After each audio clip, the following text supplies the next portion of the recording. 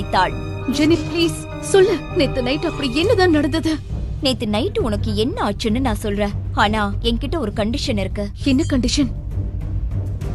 ஜெனியின் கண்டிஷனை கேட்டு நித்யா சொன்னாள். என்ன ஜெனி பேசுற? நேத்து நைட் நடந்த கொடூரமான உண்மையை சொல்லாம கண்டிஷன் போடுற? உன்னோட இந்த நிபந்தனையை என்னால ஒத்துக்கவே முடியாது. ஜெனியின் அந்த நிபந்தனை என்னவாக இருக்கும்? நேற்று இரவு நடந்த உண்மையை நித்யா விரைவில் அறிந்து கொள்வாளா? நேற்று இரவு நடந்த உண்மையை நித்யா அறிந்து கொள்ள போராடி கொண்டிருக்கும் அதே வேளையில் மறுபுறம் பிரகாஷுடன் வந்த அக்ஷயா ஹாஸ்பிட்டலில் செக்அப் செய்து கொண்டிருக்கிறாள். அவள் ஒரு புதிய நாடகத்தை அரங்கேற்றிக் கொண்டிருந்தாள். எல்லாம் நல்லாதான் இருக்கு, இருந்தாலும் ஒரு நாள் மட்டும் இவங்க எங்க அப்சர்வேஷன்ல இருக்கட்டும். Okay, thank you doctor. நம்ம குழந்தைங்களுக்கு ஏதாவது ஆச்சுன்னா நான் செத்துருவேன். எனக்கு ரொம்ப பயமா இருக்கு. இல்ல நீ டென்ஷன் ஆகாத. நான் இருக்கிறப்போ அந்த நித்யாவால நம்ம குழந்தைய ஒண்ணும் பண்ண முடியாது. நீ டென்ஷன் ஆகாம இரு. பத்திரமா உன்னை பாத்துக்கோ.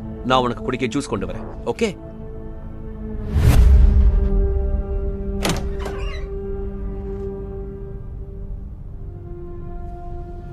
அந்த போட்டோஸ் ஏன் இன்னும் வரல? அந்த பொண்ணு இல்லாம நாங்க எப்படி போட்டோ அனுப்புறது? ராத்திரி போனா அந்த பொண்ணை தேடி பார்த்தாங்க, ஆனா அந்த பொண்ணு எங்கேயுமே இல்ல. அவ எங்க போனான்னு மட்டும் எனக்கு தெரியட்டும். அவ நிலைமைய நானே என்ன பண்றேன்னு மட்டும் பாரு. அந்த நேரத்தில் நித்யாவின் போனுக்கு ஒரு மெசேஜ் வந்தது. ரூம் நம்பர் 602ல 10 பேர் இருக்காங்க. அவங்க உனக்கு ஏதோ தப்பான காரியம் பண்ணணும்னு நினைக்கிறாங்க. அவங்கள அனுப்புனது வேற யாரும் இல்ல, அந்த அக்ஷயா தான். வாட்? அனாம், நீ யாரு? இதெல்லாம் உனக்கு எப்படி தெரியும்?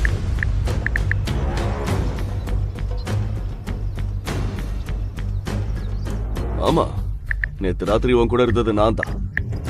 உன் வாழ்க்கையே இப்ப முழுசா மாறப்போகுது.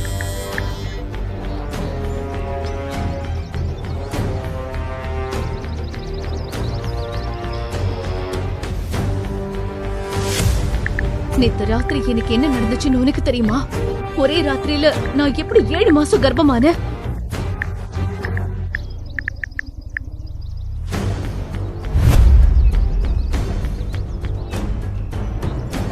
நேத்து ராத்திரி நடந்த எல்லா விஷயமும் எனக்கு தெரியும். நீ எதுக்கு தயாரா இருந்தா மட்டும் எனக்கு போன் பண்ணு. உன் முடிவை நிதானமா யோசிச்சு சொல்லு.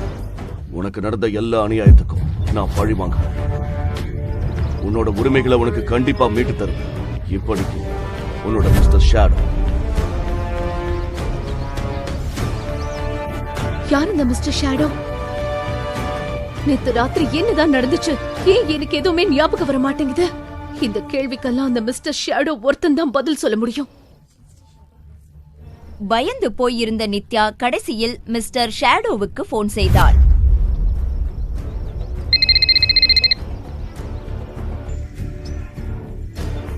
ஹலோ நித்யா, நீ எனக்கு போன் பண்ணுவேன்னு எனக்கு தெரியும். இப்ப சொல்லு, நீ என்ன முடிவு பண்ணிருக்க? முதல்ல நீ யாருன்னு சொல்லு. என்கிட்ட இருந்து உனக்கு என்ன வேணும்? எனக்கு நடந்த அநியாயத்துக்கு நீ ஏன் பழி வாங்கணும்னு நினைக்கிற? நீ என்னோட ஃப்ரெண்டா இல்ல எதிரியா? அத காலம் தான் சொல்லணும். ஆனா ஒண்ணு மட்டும் ஞாபகம் வச்சுக்கோ, இப்போதைக்கு உன்னோட ஒவ்வொரு எதிரியும் என்னோட எதிரி. உனக்கு நடந்த அநியாயத்துக்கு நான் பழி வாங்குற வரைக்கும். இந்த மிஸ்டர் ஷேடோ யாரு? அவன் உன்கிட்ட இருந்து என்ன எதிர்பார்க்கிறான்? மிஸ்டர் ஷேடோ ஏன் நித்யாவுக்கு நடந்த அநியாயத்திற்கு பழி வாங்க வேண்டும் என்று நினைக்கிறான்? அன்று இரவு என்ன நடந்தது என்று தெரிந்து கொள்வாளா? நித்யா ஒரே நாளில் எப்படி 7 மாசம் கர்ப்பம் தரிக்க முடியும்? இந்த சதி திட்டத்தில் ஜெனியின் பங்கு என்ன? அவள் விதித்த நிபந்தனைகள் என்ன? நித்யாவின் வாழ்க்கையில் அடுத்து நிகழப்போகும் திருப்பங்களை அறிய அடுத்த எபிசோடை தவறாமல் பாருங்கள். பாக்கெட் எஃப்எம்மின் அனைத்து எபிசோடுகளையும் கேட்க பாக்கெட் எஃப்எம் ஆப்பை டவுன்லோட் செய்யுங்கள். லிங்க் டிஸ்கிரிப்ஷனில் கொடுக்கப்பட்டுள்ளது.